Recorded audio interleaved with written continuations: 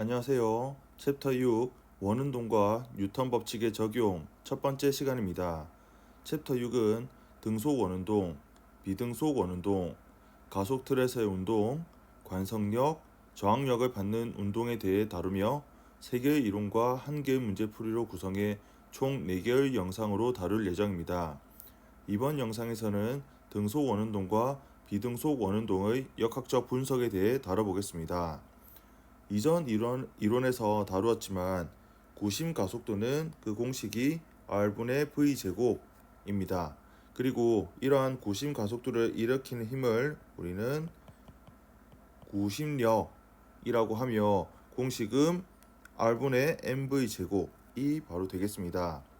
만약 수평면에서 지금 이 그림을 수평면이라고 가정하고 물체가 줄에 매달려 등속 원운동을 한다라고 하면 원의 중심을 향하는 이 힘, 물체의 위치와 상관없이 항상 힘은 이렇게 원의 중심을 향하는 힘, 이러한 힘이 물체를 계속 이렇게 원궤도를 따라 운동하게 하는데 이때 이 힘을 구심력이라고 하며 이 상황에서는 이 줄이 물체를 잡아당기는 이 장력, 여기서는 장력이 바로 구심력이 된다 또는 장력이 구심력의 역할을 한다 라고 생각하면 됩니다. 원추 진자라고 하면 질량이 m인 공이 길이 라지 L인 줄에 매달려서 반지름이 스몰 r인 원 궤도로 운동하는 진자를 우리는 원추 진자라고 이야기합니다. 이때 원추 진자의 물리적 특성을 분석하기 위해서 먼저 물체 운동을 연직 방향과 수평 방향으로 나누어서 분석하면 우리가 해석하기에 용이합니다.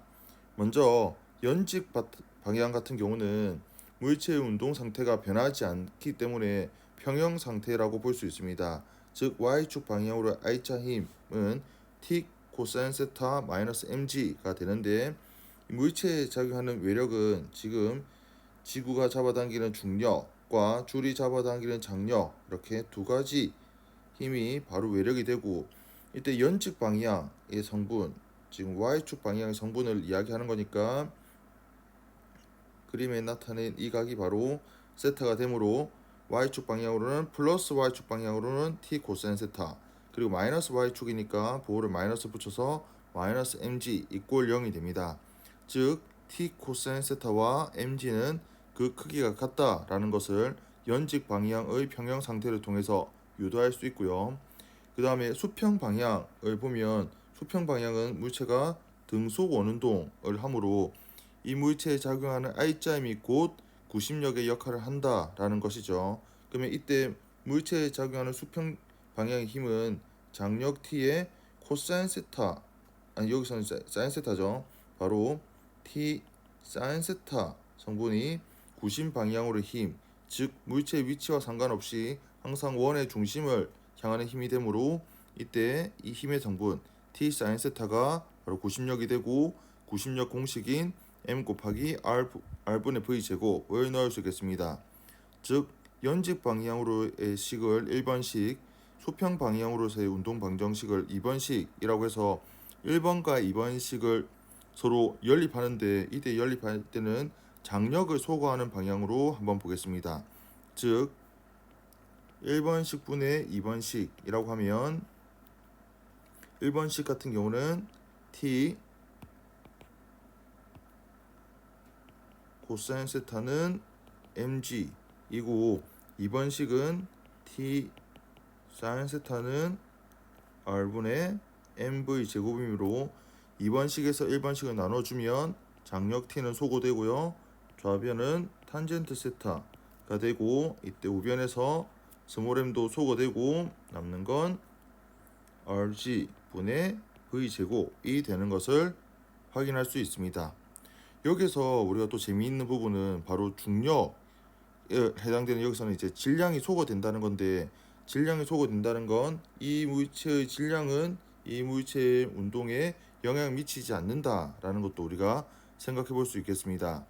그리고 문제에서 지금 스몰 r로도 물론 나타낼 수 있지만 지금 그 줄의 길이와 그 기울어진 각의 함수로 나타내면 바로 이 스몰 r은 라지 L 사인 세타가 되므로 이 스몰 r 대신에 라지 L 사인 세타로 넣어보고 그 다음 물체의 운동 V에 대한 함수를 나타내면 V는 먼저 루트 RG 탄젠트 세타가 되는데 이때 이 스몰 r에 L 사인 세타를 대입하면 이러한 원추 진자에서의 속력은 루트 LG 사인 세타 탄젠트 세타가 되는 것을 확인할 수 있습니다.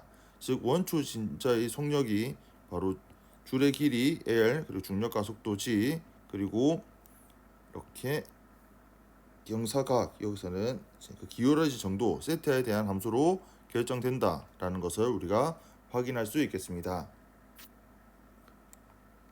비등속 원운동이란 궤도는 궤도이지만 속도의 크기가 변하는 운동입니다.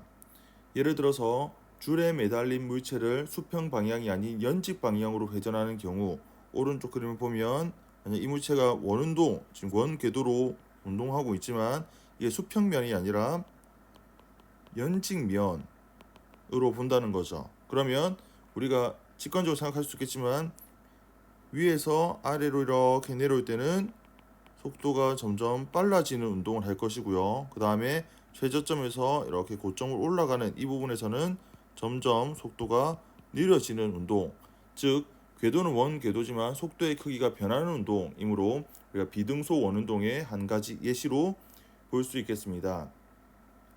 비등속 원운동인 경우에는 가속도의 지름 성분은 우리가 R분의 V제곱을 이야기하는 겁니다. 이 지름 성분 외에도 접선 성분이라고 해서 dt분의 dv 성분도 존재합니다. 여기서 dt분의 dv라는 건 바로 속도의 크기가 변한다라는 내용입니다. 쉽게 생각하면 연직 방향으로 봤을 때는 최고점에서 최저점 내려올 때는 속도의 크기가 점점 증가하죠. 즉 dt분의 dv가 양수가 된다는 거고 최저점에서 최고점으로 올라가면서 속도가 느려진다라는 건 이 부분에서는 dt분의 dv가 바로 음수가 된다라는 것도 우리가 생각해 볼 수 있습니다.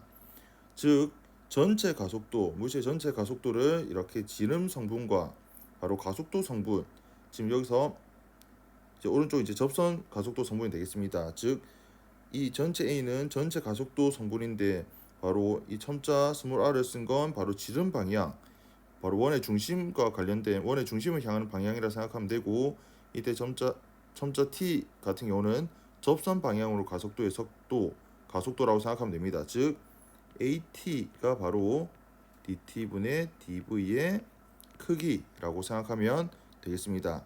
그러면 입자에 작용하는 R자 힘 같은 경우는 당연히 지름 방향의 R자 힘과 접선 방향으로의 R자 힘을 합으로 우리가 성분분해해서 이야기할 수 있겠고 이때 FR이라고 하면 바로 원의 중심을 향하고 구심 가속도를 만드니까 이게 바로 구심력이 되는 거고요.